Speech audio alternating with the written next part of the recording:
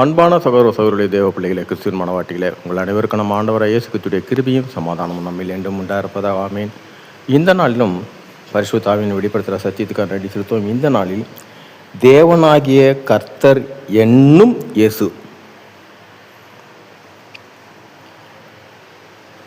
இந்த காரியத்தில் பார்த்தீங்கன்னா, ஆதியாகமம் 2ஆம் அதிகாரத்தில் 16-17 வசனம் நேற்றைய தினத்தில் பண்படுத்தவும் காக்கவும் வைத்தார். இன்றைக்கி பார்த்தீங்கன்னா, அந்த ஏதேன் தோட்டத்துக்குள்ளாக உள்ள கனிகளை குறித்து இங்கே ஆதியாகமம் 2ஆம் அதிகாரம் 16 வசனம் என்ன சொல்கிறாருன்னா, தேவனாகிய கர்த்தர் மனுஷனை நோக்கி, தோட்டத்தில் உள்ள சகல விருட்சங்களின் கனியையும் புசிக்கலாம். 17ஆம் வசனம், ஆனாலும் நன்மை தீமை அறியத்தக்க விருட்சகத்தின் கனியை புசிக்க வேண்டாம், அதை புசிக்கும் நாளில் சாகவே சாவாய் என்று கட்டளையிட்டார். எல்லா கனியும் புசிக்கலாம், ஆனால் நன்மை தீமை என்கிற ஒரு கனியே, இந்த நன்மை தீமை என்ற ஒரு கனி தான் பாவத்தின் கனி. அவர்களை எப்படியாக சிருஷ்டித்தார் என்றால், பாவம் என்றால் இன்னதென்று அறியவே அறியாதவனாகத்தான் தேவன் அவனை சிருஷ்டித்தார்.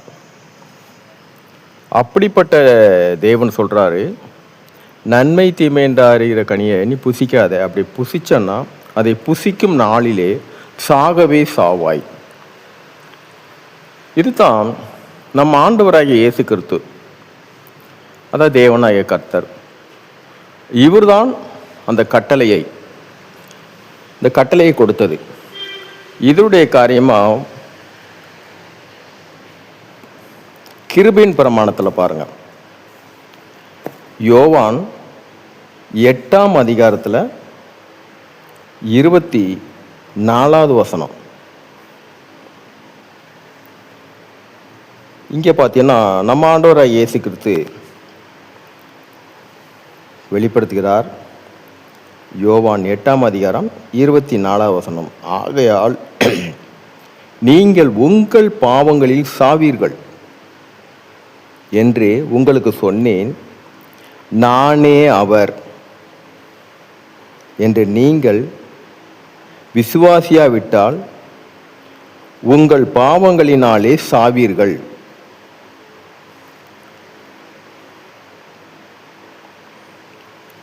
அந்த தேவனாகிய கர்த்தர் என்னும் இயேசு கிறிஸ்து அன்னைக்கு அந்த கட்டளையை கொடுத்தார்.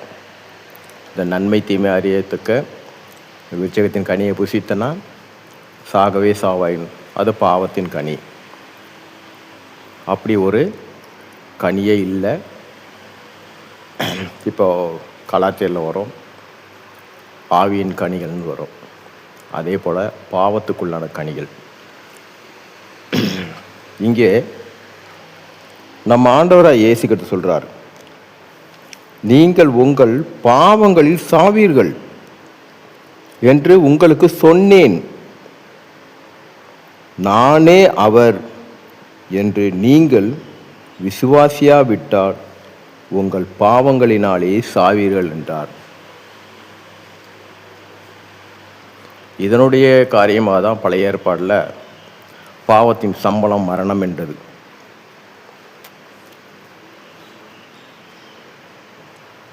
இந்த காரியத்தை தான் நம் ஆண்டவராகிய இயேசு கிறிஸ்து இங்கு வெளிப்படுத்துகிறார். ஆனால் அந்த கிறிஸ்துவை யார் ஏதேன் என்ற தோட்டத்துக்குள்ளே கொண்டு போனாரோ, நாம் அவரை பற்றி கொள்ளும் பொழுது, அவரையே பற்றி கொள்ளும்போது என்னாகும்னா, மீண்டும் நம்மளுடைய காரியத்தில் மாசற்றவர்களாக அந்த கிறிஸ்துவே நம்மளை தேவனுக்கு முன்பாக நிறுத்துவார். அதனால் தேவனாகிய கர்த்தர் என்னும் இயேசு. சரி, இந்த காரியத்தை குறித்து இந்த நாளும் ஆவியான வெளிப்படுத்தின சத்தியத்துக்காக நன்றி செலுத்துவோம்.